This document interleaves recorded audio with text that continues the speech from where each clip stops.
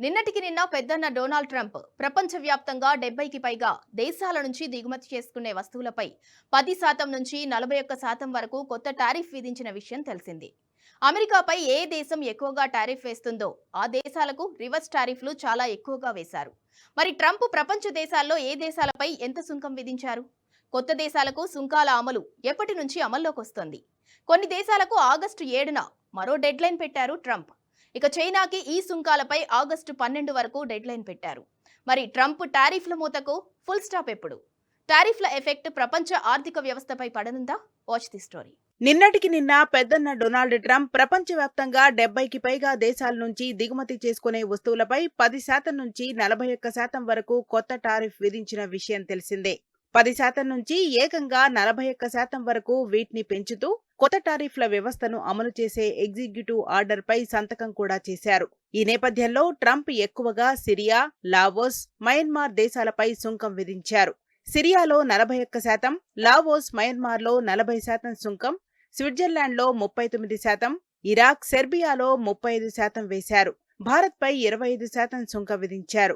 అయితే ఆగస్టు 7వ తేదీ నుంచి ఇవి అమల్లోకి రాబోతుండగా ఈ కొత్త విధానం ప్రపంచ వాణిజ్యానికి సవాలుగా మారింది.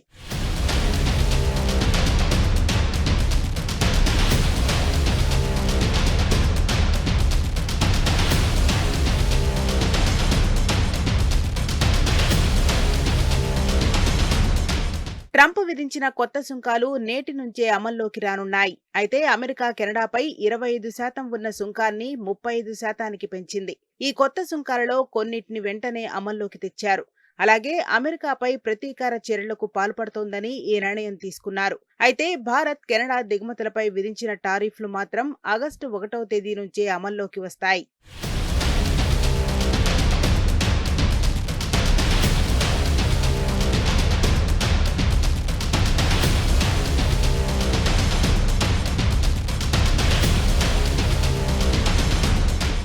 ఈ కొత్త టారిఫ్ల ప్రకారం భారత్ నుంచి వచ్చే వస్తువులపై 25% సుంకం విధించారు.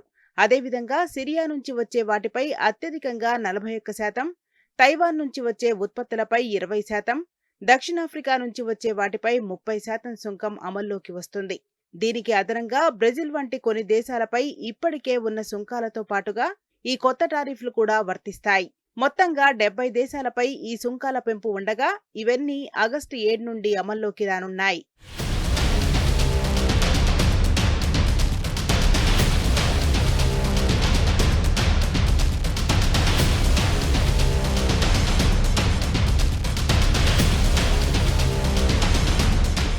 ఇక ట్రంప్ అత్యధికంగా సిరియా, లావోస్, మయన్మార్ దేశాలపై సుంకం విధించారు.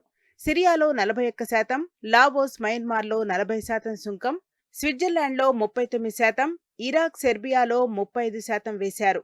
అల్జీరియా, బొస్నియా మరియు హెర్జెగోవినా, లిబియా, దక్షిణాఫ్రికాలో 30%, భారత్, బ్రూనై, కజాఖ్స్తాన్, మోల్డోవా, ట్యునీషియాలో 25%, బంగ్లాదేశ్, శ్రీలంక, తైవాన్, వియత్నాంలో 20%, Pakistan, Malaysia, Indonesia, Cambodia, Philippines, థాయిలాండ్లో 19%, నికరాగ్వాలో 18%, ఇజ్రాయిల్, జపాన్, టర్కీ, నైజీరియా, ఘనాలో 19%, బ్రెజిల్, యునైటెడ్ కింగ్డమ్, ఫాక్లాండ్ దీవుల్లో 10% సుంకం విధించారు.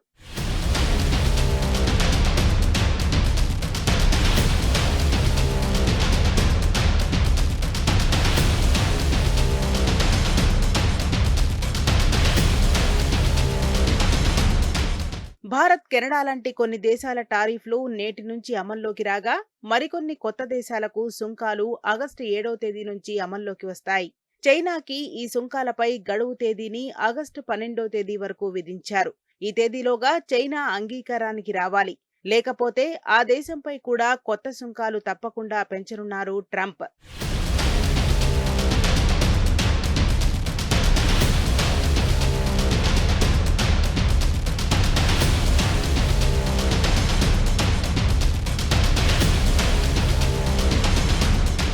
ట్రంప్ టారిఫ్లు ప్రపంచ ఆర్థిక వ్యవస్థపై ప్రభావం చూపిస్తుందని నిపుణులు చెబుతున్నారు. సుంకాల వల్ల దిగుమతి చేసుకునే వస్తువుల ధరలు పెరిగి వినియోగదారులపై భారం పడుతుంది.